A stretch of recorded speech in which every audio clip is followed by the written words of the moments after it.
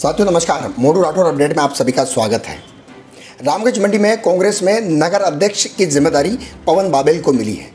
पवन Babel जो कांग्रेस के दिग्गज नेता और रामगंज मंडी के धरातल स्तर की पूरी बारीकी से पहचान रखने वाले, आइए हम उनसे बात करते हैं और उनसे चर्चा करेंगे कि रामगंज मंडी के जो स्थानीय मुद्दे हैं, साथ में जो कांग्रेस है उसको किस तरह से मजबूती प्रदान करने वाले हैं, और साथ में जो कांग्रेस अभी हाल फिलहाल विपक्ष का चेहरा है तो किस तरह से वो मजबूती दिला पाएंगे। पवन जी, सबसे पहले आपका बहुत बहुत धन्यवाद हमसे जुड़ने के लिए। बहुत बहुत धन्यवाद मोरू भाई, आज आप आए उसके लिए बहुत बहुत धन्यवाद। सबसे पहले मैं यहीं से शुरू करना चाहूँगा।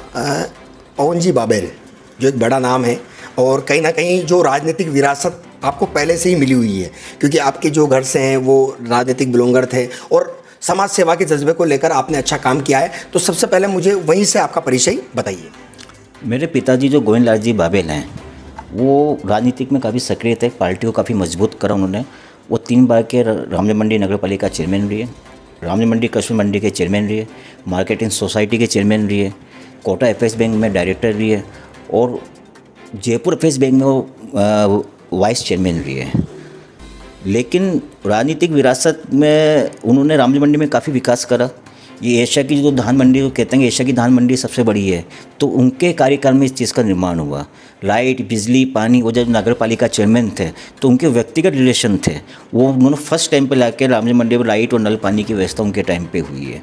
रोड का डामरीकरण भी उनके टाइम पे स्टार्ट हुआ है। उस टाइम बजट भी काफ़ी कम मात्रा में होता था और उस टाइम सिद्धांत की राजनीति चलती थी, व्यक्तिगत राजनीति दुश्मनी कभी नहीं होती थी। आज मैंने उनके साथ एक राजनीति के साथ काफ़ी गुण सीखे। उन्होंने कुछ समाज सेवा के ऐसे कार्य करे जो उन्होंने कभी राजनीति में उसका उपयोग नहीं करा।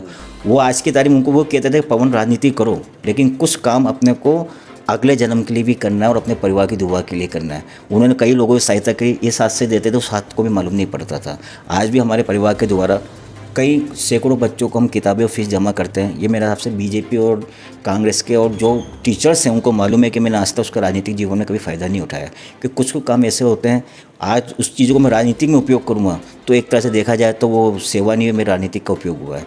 रही बात रामगंज मंडी विकास में, तो मैंने उनसे कुछ मुद्दे सीखे हैं। आने वाले टाइम पे आपको बताऊंगा कि रामगंज मंडी का विकास किस तरह से हो। आपको नगर अध्यक्ष की जिम्मेदारी मिलने के बाद भी कहीं ना कहीं हम भी ऐसा देख पा रहे हैं कि कांग्रेस को एक नई ऊर्जा मिली है, कांग्रेस एक होने को नई ऊर्जा मिली है। साथ में जो कांग्रेस जो जिस तरह से सक्रिय रूप से जो अभी काम कर रही है, अभी हाल ही में आपने बिजली व्यवस्था को लेकर भी प्रश्न चिन्ह उठाया और आपने धरना प्रदर्शन भी किया, तो उसकी खासी क्या क्या तैयारियाँ हुई हैं और आगामी और क्या क्या मापदंड आपके होने वाले हैं? कांग्रेस पार्टी ने 15 दिन से तैयारी करी थी। खाली एक नगर अध्यक्ष तैयारी को नहीं कर सकता।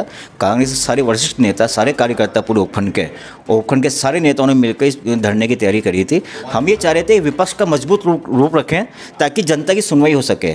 कुछ चीज़ें हो रही है वो प्रोटोकॉल के अनुरूप नहीं है। एक दिखावा दिखाया जा रहा है कि भाई हमने आपकी समस्या सुनने के लिए मीटिंग रखी है, जबकि ये होता है कि जो प्रोटोकॉल होता है, एसडीएम साहब है, माननीय मंत्री जी है, माननीय सांसद साहब, लोकमान्य अध्यक्ष साहब है, इनके माध्यम से किसी समस्या को सुलझाया जा सकता है।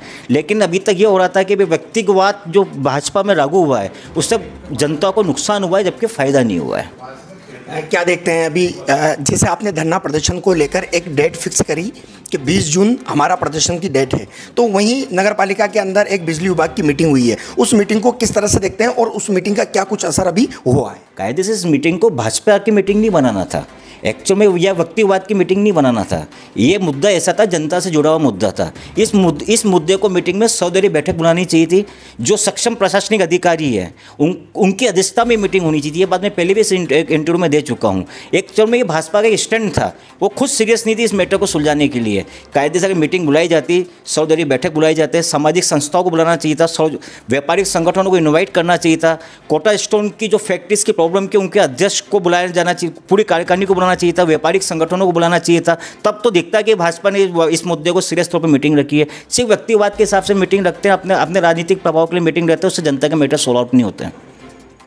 तो आगामी जो नगर निकाय के चुनाव आने वाले हैं, नगर पालिका के चुनाव आने वाले हैं, उसको किस तरह से देखते हैं और क्या कुछ योजनाएं आपको उस चुनाव में रहने वाली हैं? कांग्रेस के जितने वरिष्ठ नेता हैं हम सब मिलकर इसकी रणनीति तैयार करेंगे। हमारा ये इच्छा है कि हर वार्ड के हिसाब से हम घोषणा पत्र तैयार करेंगे, उससे घोषणा पत्र तैयार करेंगे, साथ के साथ 40 वार्ड का घोषणा पत्र बनाएंगे। साथ में पूरे रामजन्म मंडी विकास में क्या क्या ज़रूरत है, क्या रोड की कनेक्टिविटी होनी चाहिए, जैसे रामजन्म मंडी में बाईपास की ज़रूरत है, रामजन्म मंडी को 8 लेन से डायरेक्ट जोड़ना है, जैसे चेचर 8 लेन जो पॉइंट दिया है, तो रामजन्म मंडी से 4 लेन डायरेक्ट वहाँ जुड़ना चाहिए। नीमथुल भी यहाँ से 12 किलोमीटर दूर पड़ता है, यहाँ से लेकर रामजन्म मंडी का नीमथुल भी एक रिंग रोड बनना चाहिए ताकि एक इंडस्ट्री कॉरिडोर डेवलप हो सके। अभी तक किसी भाजपा नेताओं ने इस पर तैयारी नहीं करी, कारण कुछ मुद्दे ऐसे हैं कि किसी की ज़मीन कहाँ आ रही है, किसी का क्या मैटर रहा, तो रोड जो बनाए जा रहे हैं, माननीय मंत्री जी और माननीय लोकसभा अध्यक्ष नो डाउट पैसा ला रहे हैं, लेकिन उस पैसे का सही ढंग से उपयोग नहीं हो पा रहा। इसकी जिम्मेदारी स्थानीय भाजपा नेताओं को जाती है कि वो पर्सनल फायदे के लिए जनता को नुकसान पहुंचाई जा रही है।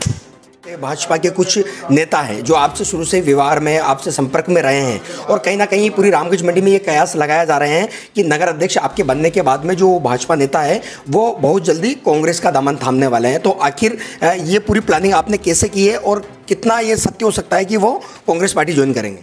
मोड़ू भाई, मेरा एक राजनीतिक में क्लियर व्यू है कि लोकतंत्र में सिर्फ विचारधारा की लड़ाई होती है, पर्सनल रिलेशन कभी ख़राब नहीं होते हैं। मेरी कांग्रेस पार्टी की विचारधारा से बिलोंग करता हूँ, कुछ भाजपा की विचारधारा से बिलोंग करते हैं, कुछ समाजवादी पार्टी से बिलोंग करते हैं। ये विचारधारा की लड़ाई, व्यक्तिगत रिलेशन हर आदमी के होने चाहिए। और मेरा ये मानना है कि लोकतंत्र में विचारधारा की लड़ाई लोकतंत्र में चलनी चाहिए, व्यक्तिगत नुकसान नहीं होना चाहिए। रही भाजपा के मित्रों की, तो मेरे उनसे पर्सनल व्यवहार है, पारिवारिक रिलेशन है उनसे। अब आना ही नहीं आना ये उन पर डिपेंड करता हो। मेरे कांग्रेस पार्टी का हाईकमान पर डिसीजन है कि उनको पार्टी में रहना ही नहीं रहना। ये इस मैटर में मेरे कोई जानकारी नहीं। रामगंज मंडी में अब थाने बनने चाहिए, न कि स्टाफ बनना चाहिए। पहला पॉइंट है, कुदायला में एक थाना खुलना चाहिए जो इंडस्ट्री इलाके को पूरा कवर करे, साथ के साथ सातागिरी उसमें कवर हो, ताकि रामजन्म मंडी थाने में प्रेशर कम है। दूसरा थाना खुलना चाहिए खैराबाद खुद एक बड़ा कस्बा है आज की तारीख में, और रीछड़ा तक उसको कवर कर सकते हैं। तीसरा होना चाहिए मोड़क स्टेशन, मोड़क गांव, दोनों बड़े कस्बे हैं, वहाँ दोनों जगह थाने खुलने चाहिए। और इस मुद्दे को आपने भी उठाया था मोड़ू भाई, तो मैं ये चाहता हूँ कि ये थाने से रामजन्म मंडी खुलने से रामजन्म मंडी की सुरक्षा व्यवस्था मजबूत होगी। खाली रामजन्म मंडी नहीं, पूरे उपखंड की सुरक्षा मजबूत होगी।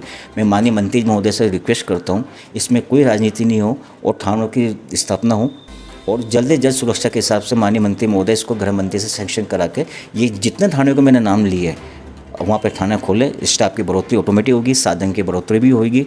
ये स्टार्टिंग काम है। बाकी आप नगर पालिका में देखना, जो हमारे विकास के मुद्दे जनता चीज़ को पसंद करिए, कांग्रेस का बोर्ड फिर बनाएगी। देखा जाए तो कांग्रेस का बोर्ड आज भी है, वो तो ठीक है, आपने मनोनीत चेयरमैन बना रखा है, कोई दिक्कत नहीं। बहुमत तो आज भी कांग्रेस का रामजन्म मंडी बोर्ड में।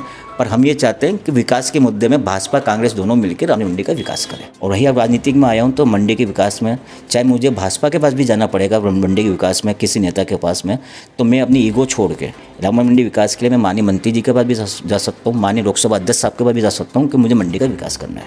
रामगंज मंडी के नगर अध्यक्ष पवन बाबेल, जिन्होंने बेबाकी से अपने पूरे प्रश्नों के जवाब दिए और साथ में रामगंज मंडी विकास के लिए जो दलगत राजनीति है उनसे ऊपर उठकर जो सक्रिय राजनीति के अंदर जो विपक्ष पूरी मजबूती के साथ में जो मुद्दों का चयन करता है और समाज के अंदर मुद्दों को उठाता है, उन्हें पक्ष के साथ भी जाना पड़ेगा, तब भी वो जाने के लिए तैयार है, लेकिन आम जन का काम होना चाहिए। देखते रहिए मोड़ू राठौर के साथ रामगंज मंडी।